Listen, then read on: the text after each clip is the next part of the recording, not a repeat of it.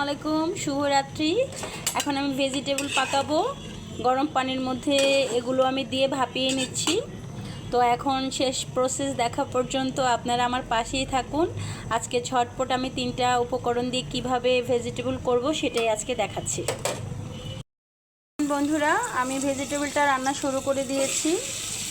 এখানে আমি পেঁয়াজ দিয়ে দিয়েছি, আর সাথে মাংসগুলো একটু ছোটো করে পিস করে হাড্ডিগুলোও দিয়ে দিয়েছি। এখন এটা আমি সুন্দর করে ভেজে নিব সিদ্ধ হওয়া পর্যন্ত। এটা আমি আদা দিব, আর এখানে আপনাদের উপকরণ দেখিয়ে দিচ্ছি। ঘি লাগবে, ক্যাপসিকাম লাগবে, কাঁচামরিচ, সস, সয়া সস, চিনি, আর ভেজিটেবল আমি এই যে ভাপিয়ে নিয়েছি। এভরিওয়ান বন্ধুরা, এই যে আমি এটা হাফ বয়েল করে নিয়েছি সবজিটা। এখানে 2 রকমের কপি আছে, গাজর আছে, আর সাথে একটা শালগম দিয়েছি। সবজি অল্প ছিল।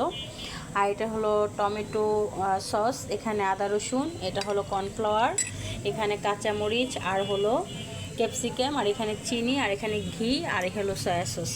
তো কিভাবে আমি রান্না করি সেই প্রসেসটা আপনাদেরকে প্রথম থেকে দেখাচ্ছি। আপনারা আমার এখন আমার মুরগির মাংসটা ভাজা হয়ে গিয়েছে। এতে আমি চিনি আর লবণ দিয়ে দিব।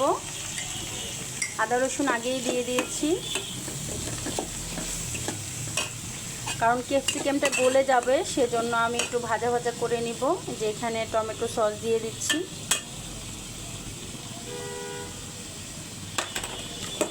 এখানে আমি 2 টেবিল চামচ সস দিয়ে দিয়েছি। এখানে আমি 2 চামচের মতন সয়া সস দিয়ে দিলাম। সব উপকরণ দেওয়া হয়ে গিয়েছে। লবণটা আপনারা বুঝে শুনে দিবেন। আর আমি এখানে ভেজিটেবলটা এখন দিয়ে দিচ্ছি। এটা আমি 5 মিনিট কষাবো, একটু ভাজা ভাজা করব। ভাজা ভাজা করে আমি এতে কর্নফ্লাওয়ার দিব। কর্নফ্লাওয়ার দিয়ে নামিয়ে নিব। খুব সুন্দর করে এটা একটু ভাজা ভাজা করতে হবে। আমি কিছু মাশরুম দিয়ে দিচ্ছি, আপনারা বেশিও দিতে পারেন। আমি 4 পিস মাশরুম নিয়েছি।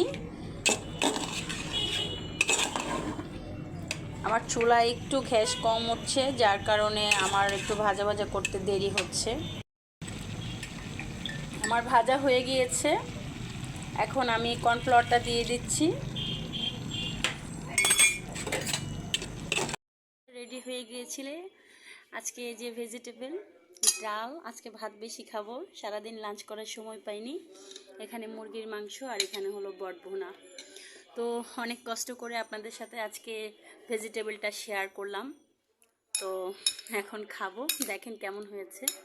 একদম গরম ধোয়া উঠছে।